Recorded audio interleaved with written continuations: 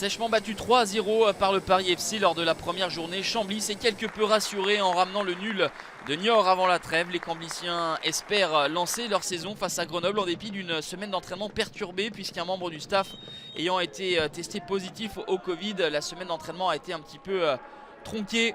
Grenoble pour sa part a bien réagi suite à la défaite contre Rodez en offrant un véritable festival offensif une semaine plus tard contre le TFC avec une victoire 5-3. Ce sont les hommes de Philippe Insberger qui sont les plus incisifs en ce début de rencontre.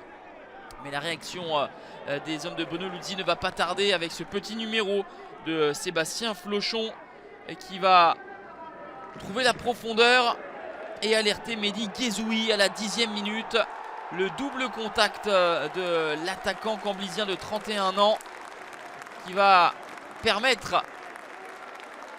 à Chambly de mener 1-0, 10e minute de jeu.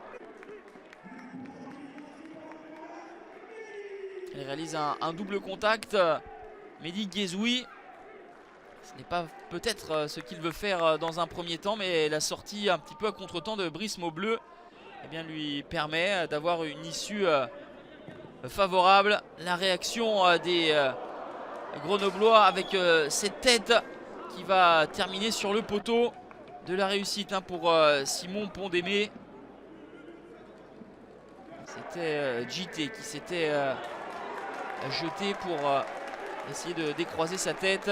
Une nouvelle fois Mehdi Guézoui à l'offensive. Guézoui pour Sébastien Flochon. La frappe a été enroulée, bien placée, mais belle intervention de Brice Maubleu. L'horizontale du capitaine grenoblois. 1-0 à la pause. Chambly est devant grâce à son premier but dans le champ puisque l'unique réalisation jusqu'alors depuis le début du championnat avait été sur penalty inscrit par Jacques. Grenoble repart de l'avant avec cette frappe terrible de Ravet. Superbe claquette de Pondémé. Beaucoup de rythme pour les Grenoblois. Ravet de nouveau s'est contré. Le danger va revenir. Et la frappe de Mamadou Diallo qui est détournée par Decker. 73e minute. L'égalisation des Grenoblois. Il semblait sur la trajectoire Simon Pondémé de cette frappe en pivot de Diallo.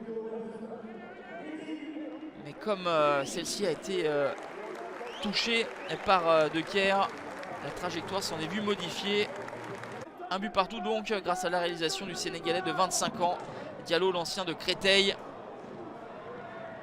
Les Camblisiens vont repartir de l'avant avec Doucouré qui glisse mais parvient de la tête au sol à transmettre à l'attaquant slovène Luka Susniara. Ça ne veut pas pour les Camblisiens en dépit d'une très belle volonté. Il en reste un but partout. Grenoble à l'offensive désormais. Nous sommes dans les ultimes instants. Le centre est complètement esselé. Terrell Odan va tromper Simon Pondémé. Assez cruel pour les Camblisiens qui ne méritaient pas forcément cela. Ce but en toute fin de rencontre inscrit par le Guyanais Terrell Odan. Entré en jeu 15 minutes plus tôt. Erreur défensive, 2-1, score final. Mené à la pause, Grenoble renverse Chambly en fin de rencontre et enchaîne une deuxième victoire consécutive. Comme lors de la dernière journée, Chambly n'arrive pas à s'imposer malgré l'ouverture du score. 1 point en 3 matchs pour les Camblisiens qui vont devoir s'accrocher et gagner en expérience. Cela commence par le prochain déplacement à Caen.